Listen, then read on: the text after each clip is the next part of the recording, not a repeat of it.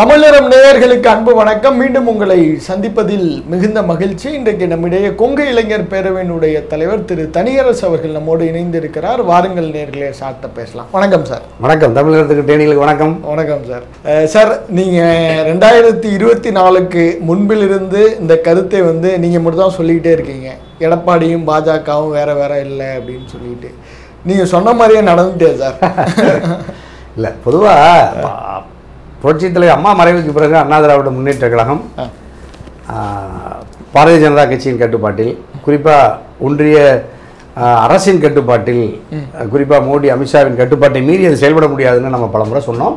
அது விதிவிலக்காக 2024 நாடாளுமன்ற தேர்தலில் மட்டும் தேர்தல் உறவை துண்டித்து கொண்டதாக சொன்ன எடப்பாடி பாஜகவை, அதனுடைய தலைமையை அவர் எந்த இடத்துலையும் குறைத்து அல்லது எதிர்த்து தன்னுடைய அரசியல் செயல்பாட்டை அவர் ஒரு காலத்திலையும் அவர் நகர்த்தியதே இல்லை.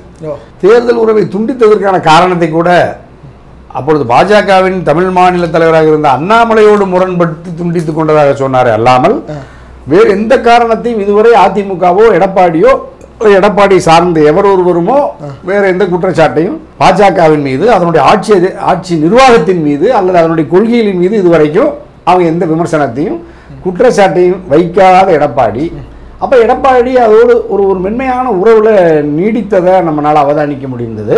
ஒரு திராவிட இயக்கமாக பாஜகவை சித்தாந்த ரீதியாக எதிர்க்க வேண்டிய ஒரு கட்சி அதிமுக, அதன் தலைவர் பொதுச் செயலாளர் எடப்பாடி அல்லது அதனுடைய முன்னணி நிர்வாகிகள் தலைவர்கள் யார் ஒருவருமே ஒரு வார்த்தை கூட இன்று வரை பாஜகவின் கருத்துக்கு எதிராகவோ பாஜக அரசின் கருத்துக்களுக்கு செயல்பாட்டுக்கு திட்டங்களுக்கு எதிராகவோ கருத்து கூறாத பொழுதே நம்ம அவதானிக்க முடிகிறது. பாஜகவின் கட்டுப்பாட்டில் அதிமுக அஞ்சி அதன் நிழலில் பாதுகாப்பாக இருக்கிறதுங்கிறத நம்ம திரும்ப திரும்ப சொன்னோம். அதில் ஏற்கனவே துண்டுகளாக பல முனைகளாக பிரிந்திருந்த அண்ணன் OPS, டிடிவி, சின்னம்மா இவங்களும் பெருமளவு பாஜகவை எதிர்த்து வினையாற்ற முடியாத ஒரு நெருக்கடிக்கு பாஜக ஆளாக்கி தனிமைப்படுத்தி பலகீனப்படுத்தி வைத்திருந்ததையும் பராமரித்து வந்ததையும் பார்த்தோம். ஆகவே எல்லா முனைகளுமே பாஜகவின் பராமரிப்பில் அது பயணித்து அதிமுக பலகீனப்பட்டு நிற்கிறது என்பதை சொன்னால், அது இன்னைக்கு அதனுடைய உச்சமாக அந்த இடைவெளியை கூட நீடிக்க முடியாத அளவுக்கு அமித்ஷா சென்னைக்கே வருகிறார். அதிமுகவின் பொதுச் செயலாளரை அழைத்து அவரை வைத்துக்கொண்டே இந்தியில் தேசிய ஜனநாயக கூட்டணியில் அதிமுக இணைகிறது என்கின்ற அறிவிப்பை அவராக தன்னிச்சையாக அறிவித்துவிட்டு எடப்பாடியுடன் வைத்துக்கொண்டே அந்த அறிவிப்பை செய்துவிட்டு சென்று விட்டார். ஆகவே அந்த நிச்சயிக்கப்பட்ட, ஏற்கனவே நான் பல நாள் இப்போ நெறியாளரியா சொன்ன மாதிரி நம்ம 2 ஆண்டுகளாக நாம் சொல்லி வந்த அந்த கூற்று இப்பொழுது மெய்ப்பிக்கப்பட்டு அதிகாரபூர்வமாக தேசிய ஜனநாயக கூட்டணியில் அதிமுக எடப்பாடி இணைந்து விட்டார் அப்படிங்கிறது இப்போ உறுதி செய்யப்பட்டு நிச்சயிக்கப்பட்டு அறிவிக்கப்பட்டு விட்டது. இல்லை, இப்போ நம்ம இந்த எல்லா விஷயங்களையும் பேசுறதுக்கு முன்னாடி இப்போ 2024 ஒரு நாடகமாக நெரேட்டிவாக செட் பண்ணியிருக்காங்களோ, இது மாதிரி நம்ம போய் பார்ப்போம் என்ன நடக்குது அப்படின்னு சொல்லிட்டு இப்போ இவங்க 2 பேருக்குள்ளே அந்த மாதிரியான டீலிங்கான ஒரு வாய்ப்புமே இருக்கிற மாதிரி சொல்கிறாங்க. அது உங்களுடைய பார்வையில் நீங்கள் எப்படி பார்க்குறீங்க? அது இல்லை, அதில் ஓரளவு எடப்பாடி அதில் ஏதாவது நம்ம வெளியேறினால் கணிசமான இஸ்லாமியர்கள் சிறுபான்மை மக்களினுடைய வாக்கு, ஜனநாயக சக்திகளினுடைய வாக்கு அல்லது திராவிட முன்னேற்ற கழகத்தில் இருக்கிற இந்தியா கூட்டணியில் இருக்கிற கட்சிகள் நம்ம அணிக்கு வருவாங்கன்னு எதிர்பார்த்தாரு.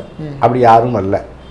அவங்க ஏன் வரலன்னு எனக்கு தெரியும். ஏன்னா இவர் பாஜகவோடு உறுதியாக களத்தில் நின்று எதிர்க்காத பொழுது தனியரசுக்கு இருந்த அதே கருத்தைத்தான் இந்திய கூட்டணியில் இருக்கிற சித்தாந்த இயக்கங்கள், அதாவது பொது உடைமை இயக்கங்கள், கம்யூனிஸ்டுகளாக இருக்கலாம், விடுதலை சிறுத்தைகள், மதிமுக, காங்கிரஸ், இவங்கெல்லாம் என்ன நினைப்பாங்கன்னா, நீங்கள் பாஜகவை மூர்க்கமாக, அதாவது மூர்க்கமாக எதிர்காட்டி பரவாயில்ல, ஓரளவு தன்னுடைய அரசியல் தத்துவ ரீதியாக கூட கருத்து சுய சொல்லுவதற்கு அஞ்சுகிற எடப்பாடி நம்பி அவர்கள் வர தயாராக இல்லை.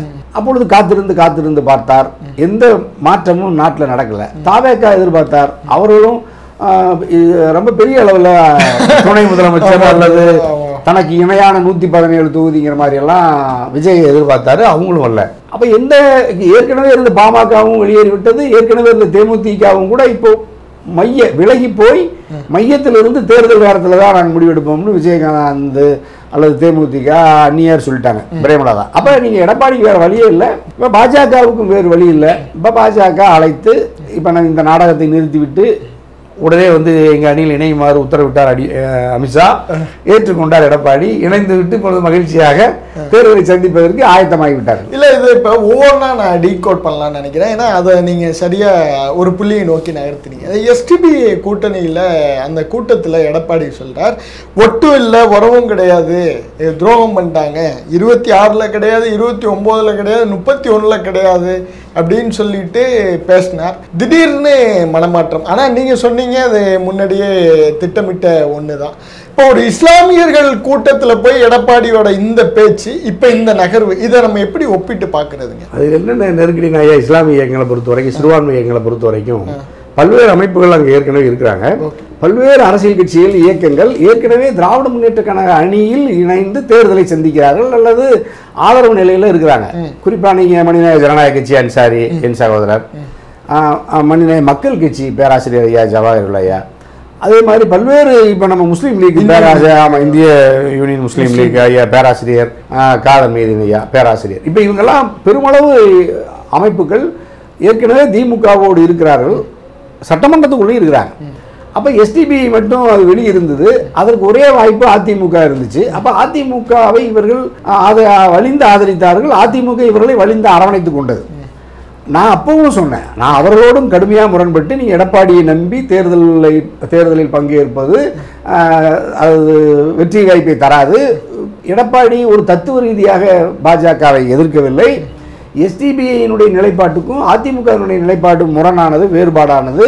ஆகவே இந்த செயற்கையான அதிமுக உறவு நீடிக்காதுன்னு சொன்னேன். ஏன்னா அது பாஜகவிலிருந்து வெளியேறி வரமாட்டார் எடப்பாடின்னு நான் தெரிந்து சொன்னேன். அந்த முக்கிய தலைவர்களோடு பேசினேன்.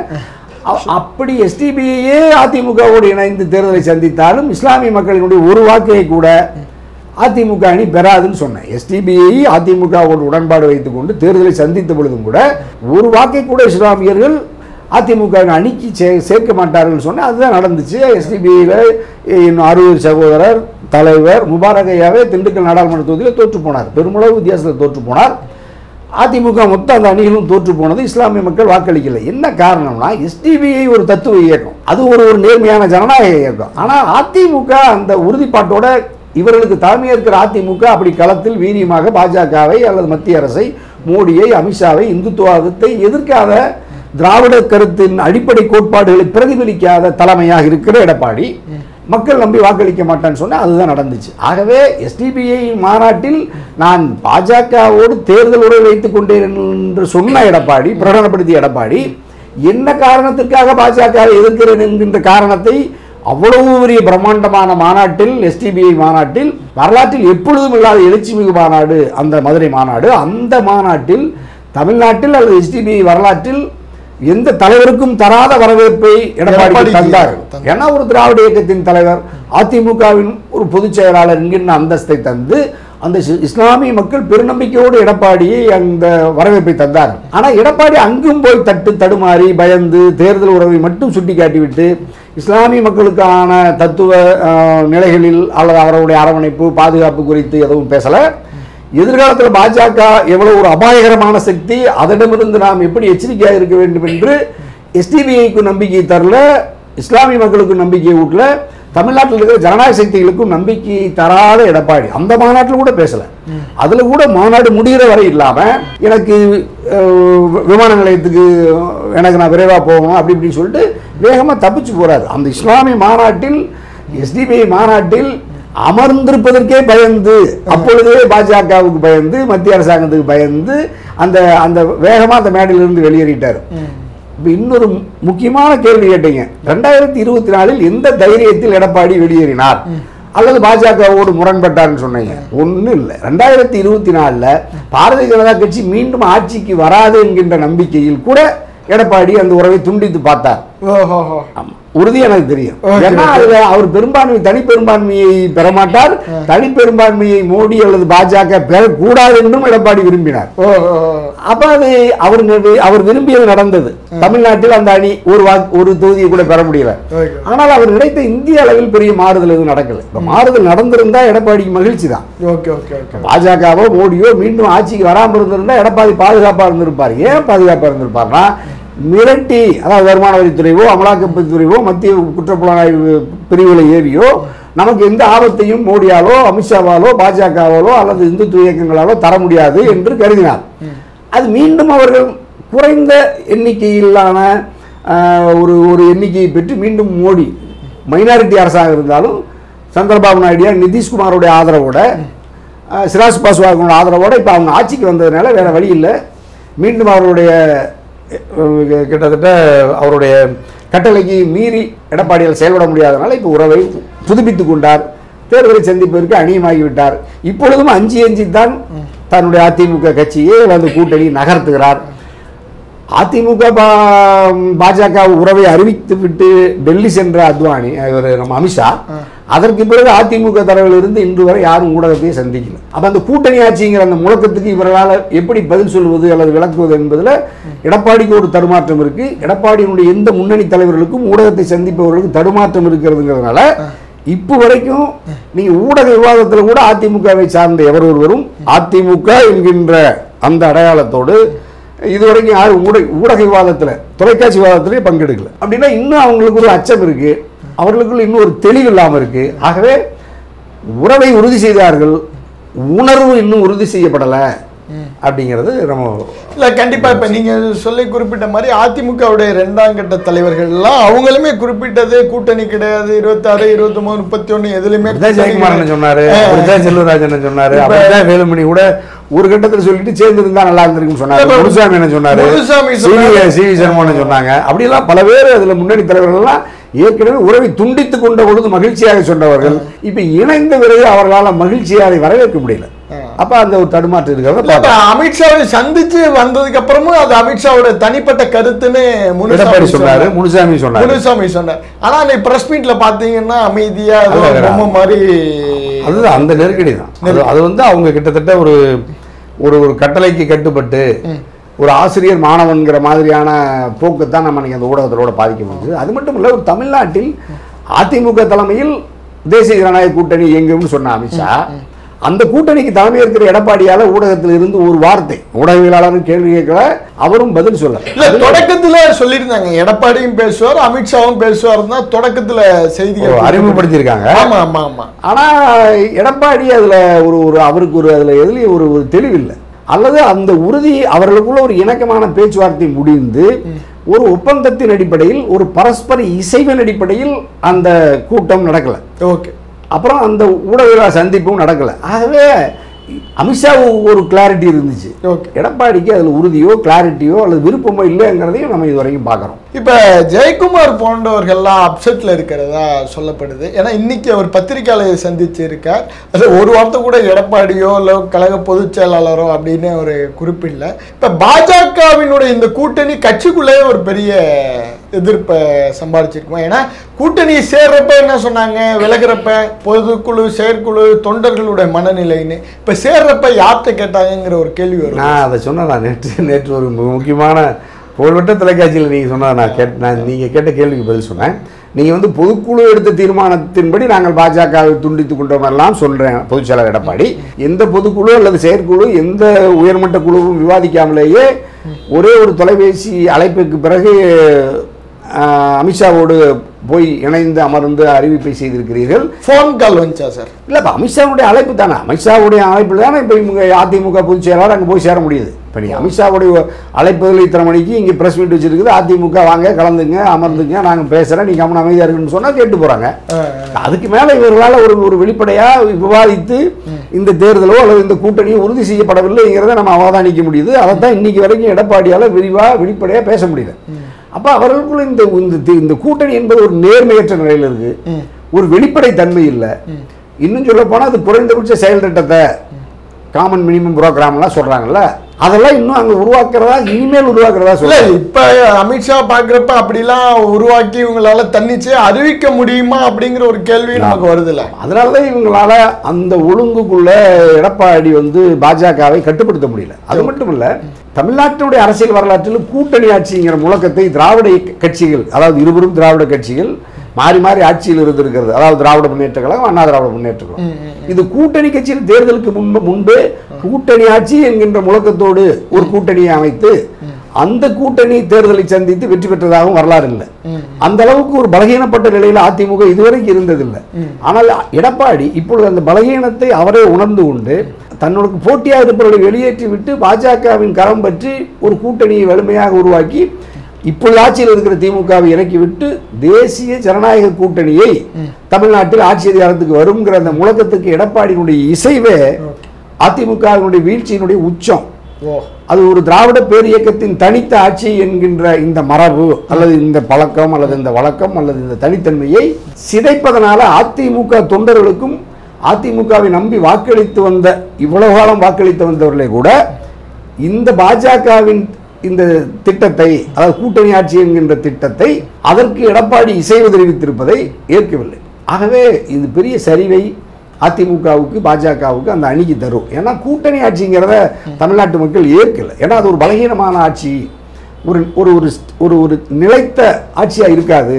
இவர்களுக்குள்ள பல கட்சிகள் உடைந்து ஒரு சிறந்த நிர்வாகத்தை, ஒரு நேர்மையான சீரான நிர்வாகத்தை தர முடியாது. ஆகவே அதை நம்ம பீகாரில் பார்த்தாங்க, இப்போ நிதிஷ் லல்லு பாஜக கூட்டணி, காஷ்மீரில் பார்த்தாங்க முப்தி முகதமா பாஜக, கோவாவில் பார்த்தாங்க காங்கிரஸ், அதாவது கர்நாடகா, பல மாநிலங்களில் இந்த கூட்டணி ஆட்சிகளுடைய இதை பார்த்தாங்க. குறிப்பாக நம்ம மகாராஷ்டிராவில் இப்போ சிவசேனாவோடு, தேசியவாத காங்கிரஸோடு, பாஜகவோடு மாறி மாறி அவர்கள் 1 மாதம் 6 மாதம் 1 வருடம் ஆளுக்கு 2 வருடம் இப்படிலாம் பார்த்தாங்க, யூபி இதெல்லாம். ஆனால் அந்த மாறி மாறி இவர்களுக்குள்ள ஆட்சி அமைத்த பொழுது கூட அந்த இடத்துல பாஜக வளர்ந்தது, மாநில கட்சிகள்லாம் வீழ்ந்து இருக்கிறத பார்க்குறோம். ஆகவே அந்த திட்டத்தை முதலாக இப்பொழுது தான் அமித்ஷா பரிச்சாத்திய முயற்சியாக அதிமுகவின் துணையோடு தமிழ்நாட்டில் இதை அறிமுகப்படுத்துகிறார்கள். இதைத்தான் நயினாரும் இன்னும் கூட்டணி ஆட்சின்னு சொல்கிறாரு, அண்ணாமலையும் கூட்டணி ஆட்சின்னு தான் சொல்கிறார். ஆகவே இந்த போக்குலாலையும் அதிமுக அணிக்கு, அதாவது பாஜக அதிமுக அணிக்கு பெரிய சேதம் வரும். மக்கள் பெரிய அளவில் இதை அங்கீகரிக்க மாட்டார்கள், ஆதரிக்க மாட்டார்கள் தான் நான் கருதுறேன். இப்போ டெல்லிக்கு போனார், ஃபர்ஸ்ட் எடப்பாடி டெல்லிக்கு போனார், போய் அமித்ஷாவை சந்திச்சார். நாங்கள் அரசியலே பேசலன்னாரு, தமிழக நலன்களை பேசினோம் அப்படின்னாரு. இப்போ பொதுமக்கள்கிட்ட ஒரு பொய்யை தான் சொல்லியிருக்காரு. அதனால தான் நான் அந்த நேர்மையற்ற நிலையை மக்கள் ஏற்க மாட்டார்கள். அது ஒரு மிகப்பெரிய மக்கள் பேரியக்கம் அதிமுக. புரட்சித் தலைவரும் புரட்சித் தலைவி அம்மாவும் அலங்கரித்த அந்த பதவி, அதனிடத்தில் இருக்கிற எடப்பாடி ஒரு நேர்மையற்ற நிலையில் டெல்லி பயணம். அந்த டெல்லி பயணத்தில் அமித்ஷாவை சந்தித்து வெளியே வந்த பிறகும் கூட அமித்ஷா அறிவிக்கிற வரை அறிவிக்காத ஒரு எடப்பாடியை நம்ம பார்க்குறோம். அப்புறம் நம்ம அரசியலே பேசலைன்னு சொல்கிறது, மக்கள் பிரச்சனைகளுக்காக தான் நான் இந்த கோரிக்கைகளுக்காக போனேன்லாம் சொல்லி மக்களை ஏமாற்றியதெல்லாம் நேர்மையற்ற, அந்த பதவிக்கு பொருத்தமற்ற பயணமாக அந்த டெல்லி பயணத்தை மக்கள் பார்த்தாங்க. யாருக்கும் தெரியாம கூட்டணியை பேசி முடிச்சிடலாம் அப்படின்னாங்க. ஆனா முதலமைச்சர் அப்படிலாம் நடக்கலாம், யாருக்கும் தெரியாமலேயே கூட்டணி பேச முடியும். ஆனா அதுல நீங்க அதுக்கு டெல்லிக்கு போகிறார் என்கிற செய்தி, அதை முதலமைச்சரே சட்டமன்றத்தில் அறிவிக்கிற அளவுக்கு அது ஒரு செய்தியான பிறகு அப்புறம் மறைக்கிறாரு. விமான நிலையத்தில் ஊடகவியலாளரை சந்தித்து மறுக்கிறார், அமித்ஷாவை சந்திக்க மாட்டேன்னு சொல்லி மறுக்கிறார், வெறும் அலுவலகத்தை கட்சி அலுவலகத்துக்கு தான் போறேன்னு சொல்லி அந்த பயணத்தை மடைமாற்ற முயற்சித்தார். ஆகவே அவர் மேல இருக்கிற கடைசி குறைந்தபட்ச நன்மதிப்பும் இமேஜ் அது பெரிய அளவில் பாதிச்சிருக்கு. அதே மாதிரி இங்கே தமிழ்நாட்டுக்கு வந்த பிறகும் கூட அமித்ஷா எடப்பாடி பாஜக அதிமுக கூட்டணி இந்த 2 பேர் இணைந்து பிரஸ்ஸை சந்திப்பாங்கிறத கூட பிரஸ்ல அந்த நிமிஷத்துல எடப்பாடி அமருகிற வரை யாருக்கும் தெரியாது. அது என்ன இழுபறி அங்க போயிட்டு சொல்றேன். அப்ப நீங்க அது காலையிலிருந்து மாலை வரை எல்லா தொலைக்காட்சிகள்லையும் இங்கே அவர் வருவார், இவர் வருவார், யூகத்தின் அடிப்படையிலே சொன்னாங்க. ஓபிஎஸ் வருவார், டிடிவி வருவார், வாசனா வருவார், பாமக சிக்கல் அதில் பெரியவர் வருவார், இப்படி எல்லாம் பல யூகங்களை உருவாக்கிட்டு 7 சேர் 8 சேர் அப்புறம் 6 சேர் அப்புறம் தான் கடைசியா எடப்பாடி வகைரா தான் 3 பேர், அமித்ஷா வகைரா 3 பேர், அமித்ஷா அண்ணாமலை நயினார், இந்த பக்கம் எடப்பாடி வேலுமணி முனுசாமி அண்ணா அல்லது முனுசாமி அண்ணா வேலுமணி. இப்போ இந்த 6 பேர் 5 பேர் அமைதியாக கருத்து சொல்ல மாட்டாங்க. ஒரு வடநாட்டு இந்திக்காரர் அமித்ஷா ஐயா இந்த அறிவிப்பு செய்கிற அளவுக்கு தமிழ்நாட்டினுடைய அரசியல் தரம் தாழ்ந்திருக்கிறது, அதிமுகவின் தரம் தாழ்ந்திருக்கிறதுங்கிறத வேதனையாக மக்கள் பார்க்குறாங்க. இந்த போக்கு அதிமுக என்கின்ற மாபெரும் திராவிட பேர் இயக்கத்துக்கு தாழ்வு, தமிழ்நாட்டு மக்களினுடைய தன்மானம் சுயமரியாதைக்கு தாழ்வு, அப்படித்தான் மக்கள் பார்க்குறாங்க. அதிமுக தொண்டர்களே இதை ஏற்கல. ஏன் சார் ஒரு அடிமை மாதிரி அமித்ஷா நடத்துற மாதிரி சொல்றாங்களே? அடிமை மரியாதையே அப்படித்தான் நடத்துறாரு, அவங்களுடைய ஆட்சி அதிகாரமே அப்படித்தான் இருக்கு. அவருடைய அரசியல் முறையமைவே சிஸ்டம் எப்படி இருக்கும்னா நீங்க யாரும் கேள்வி கேட்கக்கூடாது, உபயோக ஆர்டர். அவங்க ஆர்எஸ்எஸ் அப்படித்தான் இருக்கு, பாஜக அப்படித்தான் இருக்கு. இப்போ பாஜகவில் அண்ணாமலை தான் பெரிய ஸ்டாருன்னாங்க, மிக சாதாரணமாக அண்ணாமலையை வெளியேற்றிட்டு நயினாரை கொண்டுட்டு வர்றாங்க. இப்போ இப்போ நினச்சாங்கன்னா அவங்க 10 நிமிஷத்தில் நயினார் எடுத்துகிட்டு இன்னொருத்தரை போடுவாங்க. அங்கே உங்களுக்கு யாரும் கேள்வியை கேட்க முடியாது. அது ஜனநாயக அமைப்பல்ல. அவருடைய ஆட்சி நிர்வாக முறையே பாராளுமன்றத்திலே நீங்கள் யாரும் கேள்வி கேட்க முடியாது. பாராளுமன்றத்தில் விவாதித்து பாராளுமன்றத்தில் மக்கள் கோரிக்கைகளை மக்கள் பிரதிநிதிகள் நாடாளுமன்ற உறுப்பினர்கள் எவ்வளவு முறையிட்டாலும் மோடி பேசுகிறாரா, அமித்ஷா பேசுகிறாரா, அல்லது அந்த அரசு பரிசீலிக்குதா, திட்டத்தை மாற்றி கொண்டதா? இல்லவே இல்லை. அது வகுப்பு திருத்த சட்டமா எவ்வளவு எதிர்த்தாலும் அதில் நியாயம் இருந்தாலும் அந்த திருத்தத்தை கொண்டு வந்து சட்டத்தை அவர் நிறைவேற்றி விட்டார்கள். குடியுரிமை திருத்த சட்டமா அவர்கள் கொண்டு வந்தார்கள், நிறைவேற்றி விட்டார்கள். முத்தலாக் சட்டமாக கொண்டு வந்தாலும் நிறைவேற்றி விட்டார்கள். காஷ்மீர் சிறப்பு அந்தஸ்து ஆர்டிகல் 370 370 எடுத்துட்டு தகர்ப்பா எடுத்துட்டாங்க. யார் அவர்களை கேள்வி கேட்க முடியும்? இப்போ நீ மும்மொழி கொள்கையா கட்டாயம் தான் இன்னைக்கு. அது இல்லைன்னா பணம் தமிழ்நாட்டுக்கு 2000 கோடியோ 3000 கோடியோ தரமாட்டேன்னு சொல்கிறாங்கல்ல. பகிரங்கமாக ஆமாம் தர முடியாது, நீ கையெழுத்து போட்டு பணத்தை வாங்கி, இல்லைன்னா தர முடியாதுன்னு சொல்கிறாங்கல்ல. ஆனாலும் அந்த தமிழ்நாட்டுக்குள்ளே பாஜக இருக்குது, அமித்ஷா வந்துட்டு போகிறாரு, மோடி வந்துட்டு போகிறாரு, இந்த காட்டுக்கூட்டா ஓடுதில்ல. அப்போ இங்கே தமிழ்நாட்டு மக்கள்கிட்ட கூட நீங்கள் முதல்ல கோ பேக் மோடி அப்படி ஒரு நாங்களாம் கடுமையாக போராடி ஒரு மோடிக்கு எதிராக அல்லது பாஜகவினுடைய தமிழ்நாட்டு எதிர்ப்பு மனநிலையை இங்கே தமிழ்நாட்டு மக்கள் அடகாத்து வச்சுருந்தோம். அது இப்போ அதிமுக அவர்கள் உள்வாங்கி கொண்டு, அதிமுக மட்டுமல்ல தமிழ்நாட்டில் இருக்கிற பல்வேறு சமூக இயக்கங்கள் அரசியல் இயக்கங்களை எல்லாம் தன்வசப்படுத்தி கொண்டு அவர்கள் ஒரு அணியாக கட்டி கொண்டு அவர்கள் எந்த திட்டத்தை கொண்டு வந்தாலும் அதை ஆதரிக்கிற கூட்டமாக இந்த தமிழ்நாட்டில் இருக்கிற அரசியல் கட்சிகளையே மாற்றி அவர்களுடைய அடிமைகளாக வைத்துக் கொண்டிருக்கிறார்கள். அதாவது நீங்கள் சொன்னீங்க அடிமைப்படுத்துவது அப்படிங்கிற மாதிரி அந்த போக்கு இப்போ நம்ம பார்க்குறோம். இப்போ தேசிய முற்போக்கு திராவிடர் கழகமோ அங்கே இருக்கிற பல்வேறு அரசியல் கட்சிகள் பாமகவோ அல்லது அதிமுக அல்லது அது கூட இருக்கிற இன்னும் சமூக இயக்கங்களெல்லாம் கூட பெரிய அளவில் மும்மொழி கொள்கையை நீட்டை ஆதரிக்கிறாங்க. இப்போ புதிய தமிழகம் கட்சி எங்கள் டாக்டர் ஐயாவெல்லாம் கூட நீட்டே ஆமாம் பகிரங்கமாக ஆதரிக்கிறார்கள்ல. மாநில கட்சி, சமூக இயக்கங்கள், தந்தை பெரியாரின் அல்லது பொதுவுடைமை இயக்கங்களின் தத்துவத்தை ஏற்றுக்கொண்டு களத்தில் நின்றவர்கள் கூட இப்பொழுது இந்துத்துவ கருத்துக்களை உள்வாங்கி கொண்டு ஆர்எஸ்எஸ்ஸின் கருத்துக்களை பிரதிபலிக்கிறதுல மகிழ்ச்சி அடைகிறாங்க.